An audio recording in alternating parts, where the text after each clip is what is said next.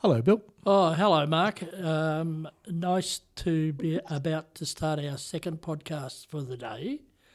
But I just thought before we get into it, I'd make mention of the fact that the gear we use is portable.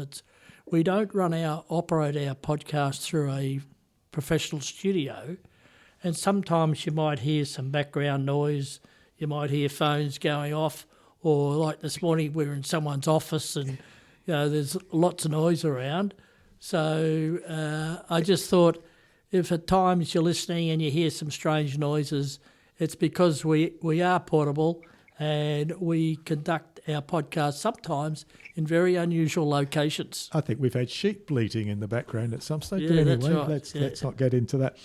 So, Bill, good chat this morning with the guys from SC Technology. Yeah, a fantastic business. We knew about it, but we didn't know as much as we've learnt this morning. And two close friends who actually went to school together at one stage have bought a business from Rob Hunter, who is a friend of ours, and seem to be doing very well with it and are not afraid, or our expression, be brave. Be brave. They've been very brave. They've been very brave. All right, Mark, who are we talking to this morning? Well, today's guest was suggested to us by Jess Cotter, known to you and I very well. Yes. And Jess said, you need to talk to Glen Wall, who's the chair of U3a Australia. So my first question was, what's U3a? So I started hitting Mr. Google and thought, okay, it used to be known as the University of the Third Age, etc. Still none the wiser about how this operates. Yeah. So I thought this is a perfect opportunity to learn and no doubt spread the good news. So welcome, Glen. Thank you very much, Mark and Bill.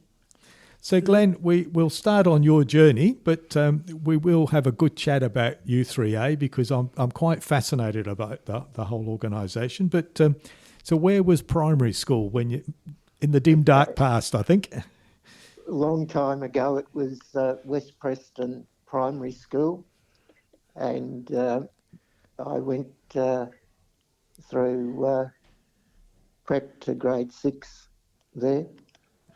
And then high school?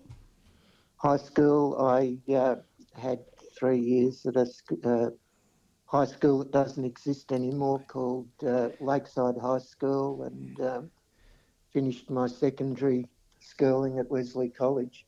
Okay. And while you were at school, did you have any ambitions, or where did you think you might like to be when you grew up, so to speak?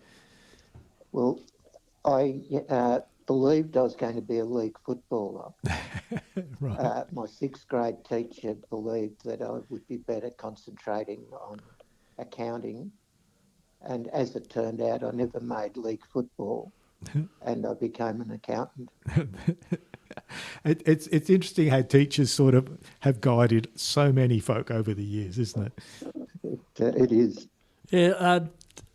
Talking about Wesley College, I guess you're in the days of St Kilda Road. Yes, in the campus there. And that's correct. And I know in recent times it's enormous size now, and they've got campuses all over the place. Yes, I think it's happened to all of the private schools that back in my time they opened Glen Waverley. Yeah. And I can recall sport on a Saturday morning in the lower age groups, having to go to Glen Waverley, which I was living in West Preston, and that was like a country trip in those days, wasn't it? Yes, it was. That's right. So, Glen, accounting you took. So, uni, which university?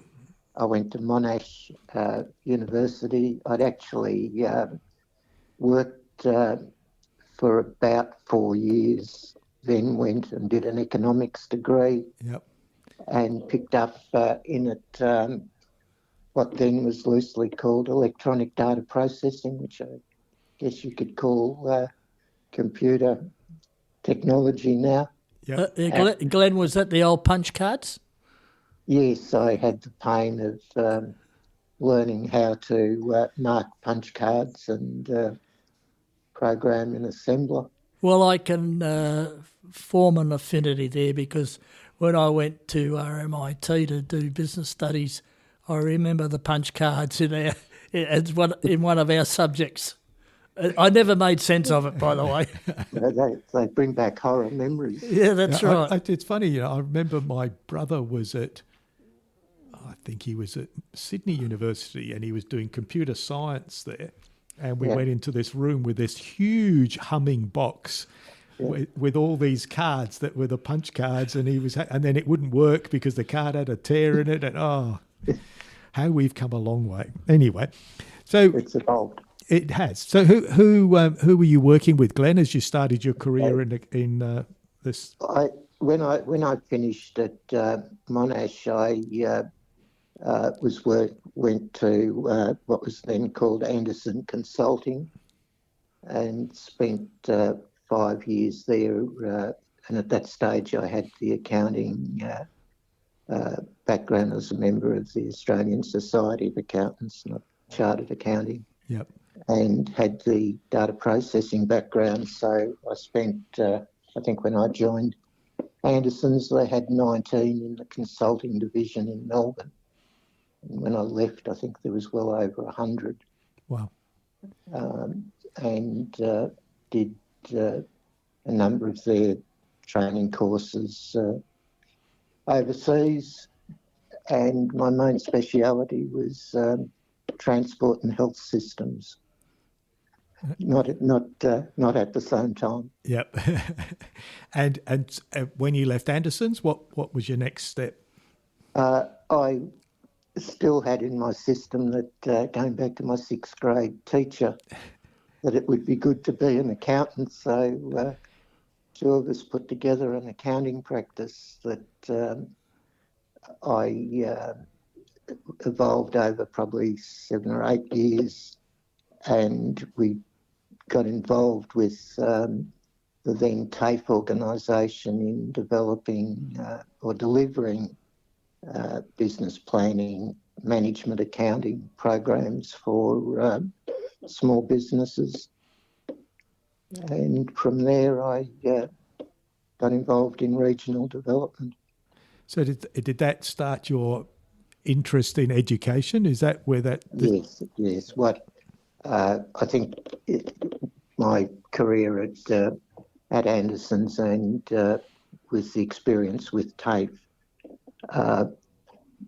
brought home that there was a need for building skills in small business owners, and back then a lot of it was the early days of business planning, and we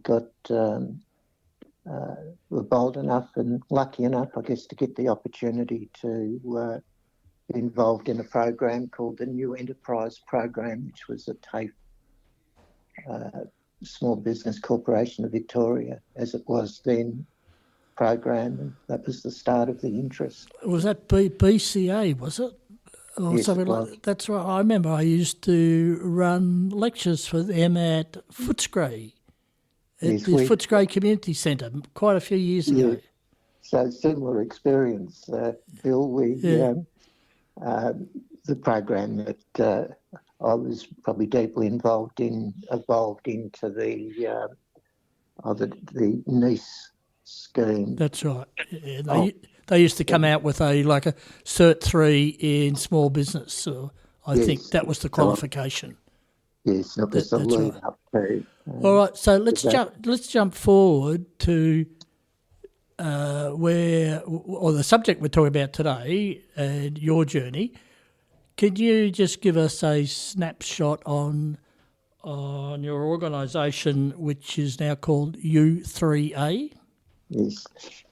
Formerly it is still University of the Third Age, but we've found that name wasn't wider than an academic education organisation. We're in the space of that peer-to-peer sharing of knowledge and experience in the lifelong learning space.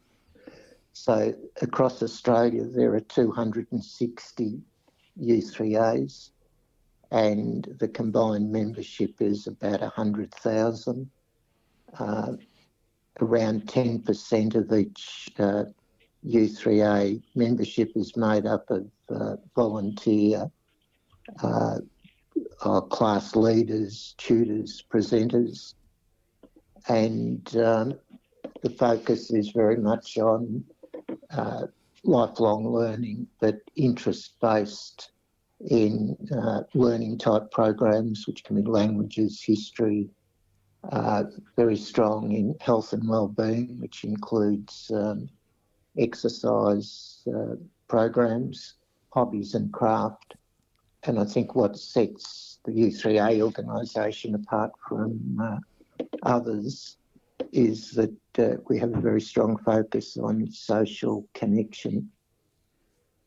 Yeah, and because it's aimed at seniors, and it's interesting. You know, people all through their working life have fully engaged in all their activity, and of course, when you get to that second half of your life, as I call it, from 50 to 100, then things change dramatically, and particularly in the IT world and people's ability to use technology, because there are so many people who have not been brought up with technology, and I know you offer those sort of IT classes and Microsoft classes and all the rest of it, but it's also a great way for an ageing population to keep themselves active, because, you know, connections is about getting rid of loneliness, in my opinion. That's the way I see it.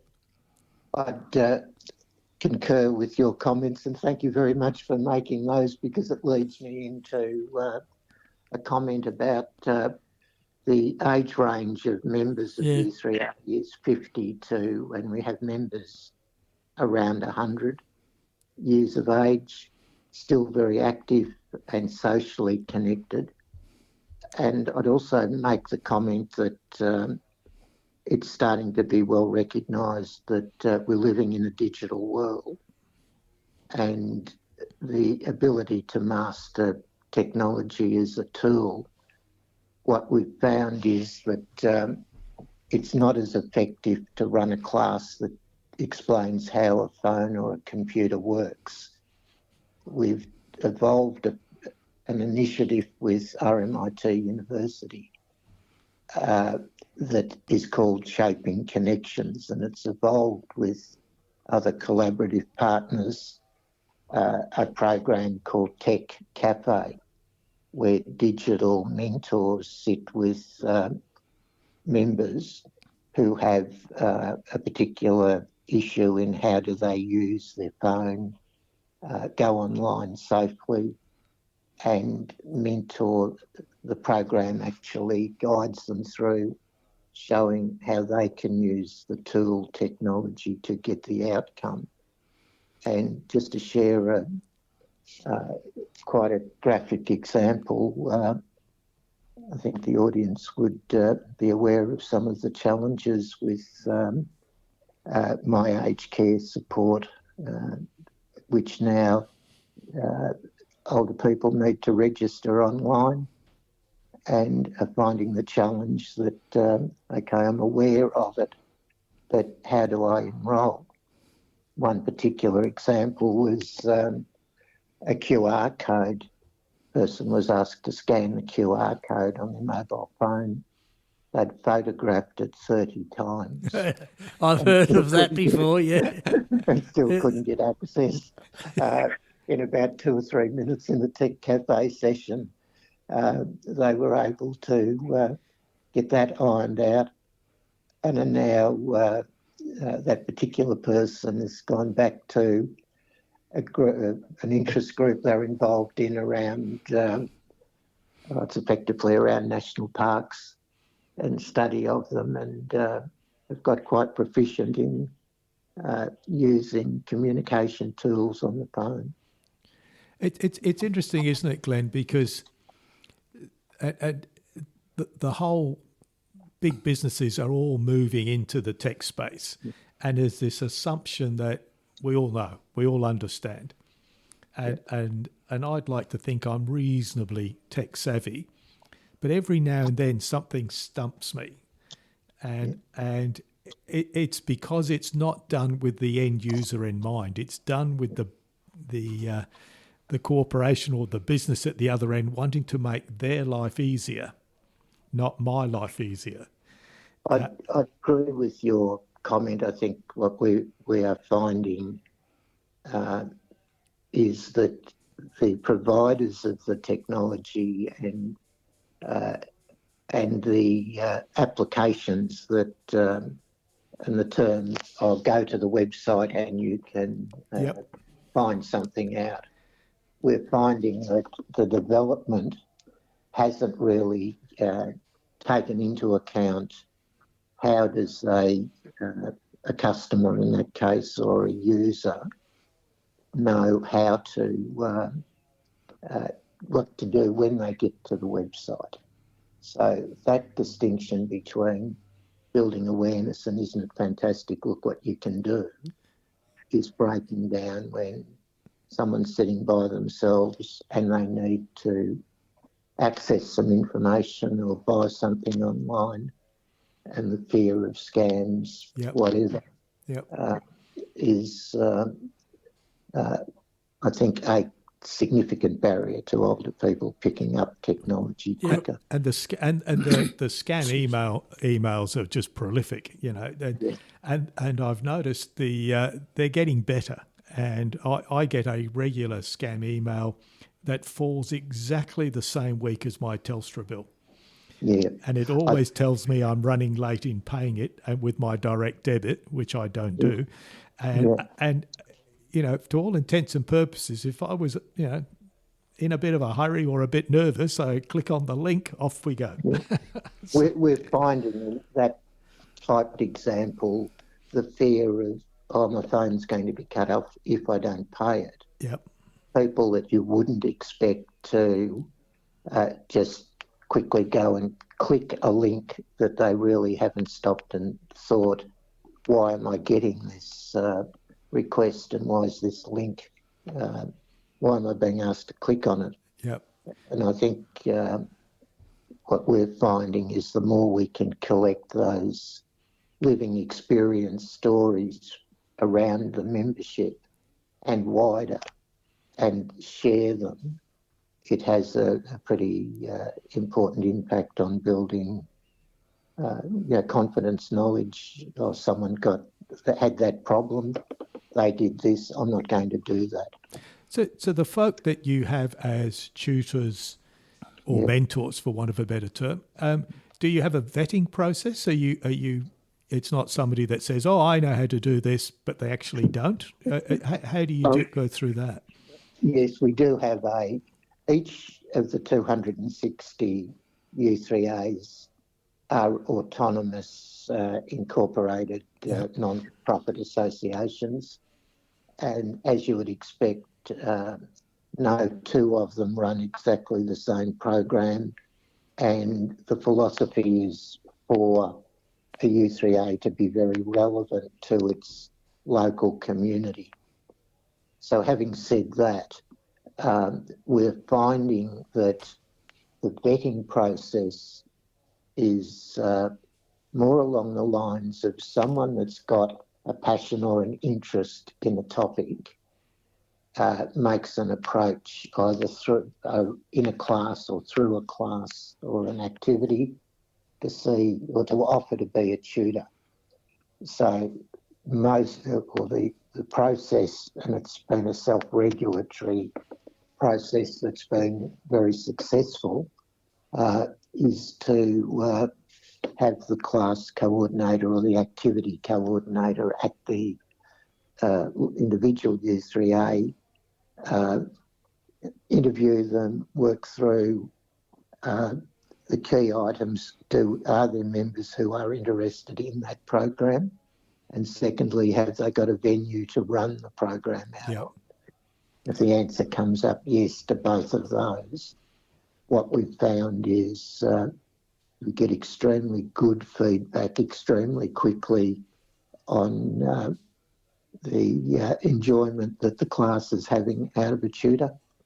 And there are stories where it very quickly, in a trial type session, sorted out it wasn't something that the person offering to be a tutor or presenter was suited to do.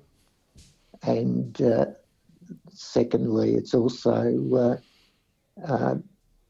found, I've got one example, a person joined a line dancing group who happened to have a hidden talent in 3D origami. And as a participant in line dancing has become a Tai Chi and 3D origami tutor. So that self-regulation is important then. So it's sort of self-regulates. If the group aren't getting what they think they're going to get, that's very quickly. That's right. And one of the issues, we have focused on IT, but you do, what we haven't mentioned is the wide variety of programs that run in all these, all over Australia. And I know, for instance, in our local area, you've got one in Geelong, one in Torquay, you've got a group at Ocean Grove, and probably more that I've missed. But they are everywhere. That's the whole issue. Yeah. And they're not just IT. Yeah. No, I think very good comment, Bill. The U3a, or Geelong U3a, has just on 1,000 members, and it's got a varied program around learning these languages. It's got arts and craft, singing, and I think what you would find in each of your local U3As, or I know what you would find is that camaraderie between those interested in,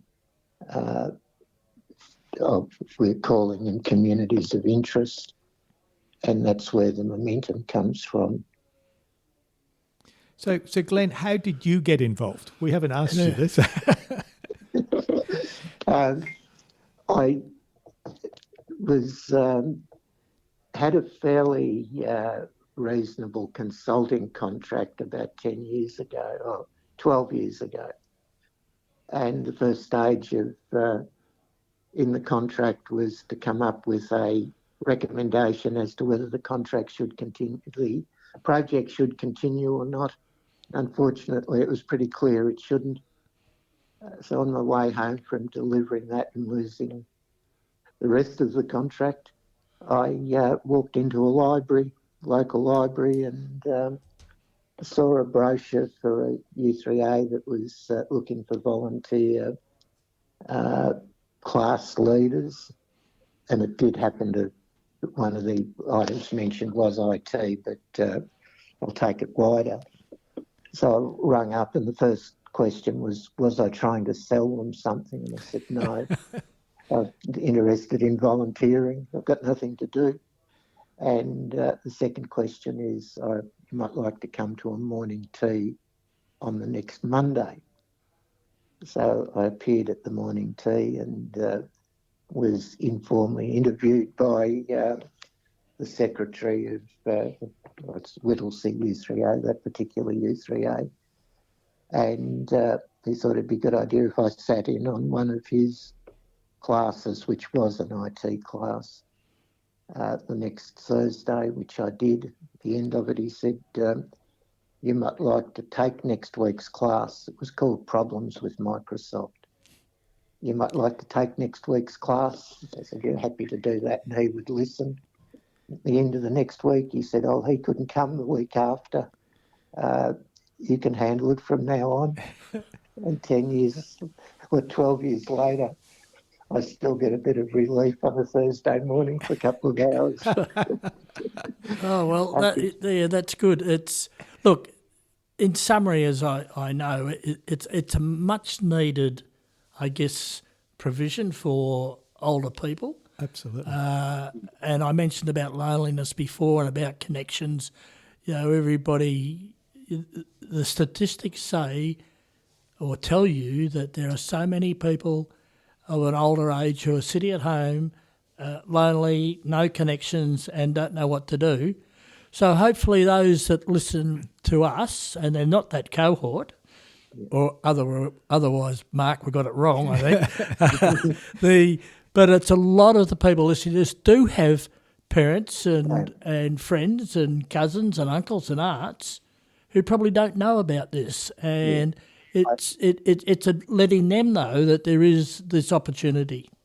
Yes, the message I'd like to leave fits in with what you've just said, that I don't think are well known as an organisation outside of our own membership, but we've still got to that number of members, and we're very proud of what we've been able to do in creating a friendly learning environment that engages people who otherwise would be sitting at home not doing anything. And Bill, you've made the comment a couple of times, the isolation and loneliness is a significant health issue and has a negative effect on health. And I think I'd be bold enough to believe that the audience listening to this podcast may not have all hit 50 yet, because our age range is 50, retired, semi-retired. But I'm certain you've got family members who may have recently retired, and the more we can take the advantage of spreading what we're doing and pass that on, we'd be very happy to talk to anyone that has an interest.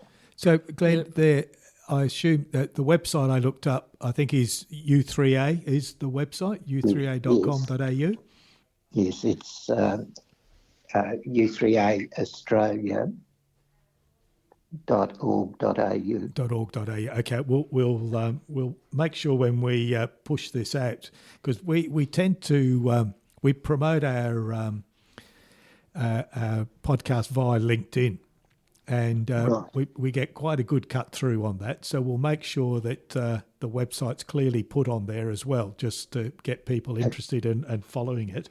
And I'll provide you with the email addresses for the website addresses for each of the Geelong area. Fantastic. That'd be great if you can flick that through to me. And Bill and I will have a think about how we can pass the word around for you, because there's lots of organisations in Geelong that sort of dabble in business education, but I don't think they would really be thinking about the retiree education, and so it might be worth having a prod with them too. So we'll see what we can do.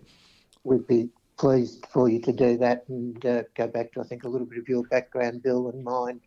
There's a wealth of knowledge and experience in older people that is really untapped, that I think could help the business community. Well, just don't ask me to volunteer to teach AI, will you, Glenn? I want to know what it can do for us, but I don't want to know how it works. There's a little saying: when you ask for time, you don't need to know how the watch works. That's right. That's exactly. Glenn, pleasure to chat with you. Thank you very much, Mark. We need to set up a time for a cup of coffee at some stage in the not too distant future. So really enjoy that. So thank you to Jess for introducing us, and good luck. Yeah, thank you, Glenn. Nice to meet you. Thank you. Bye.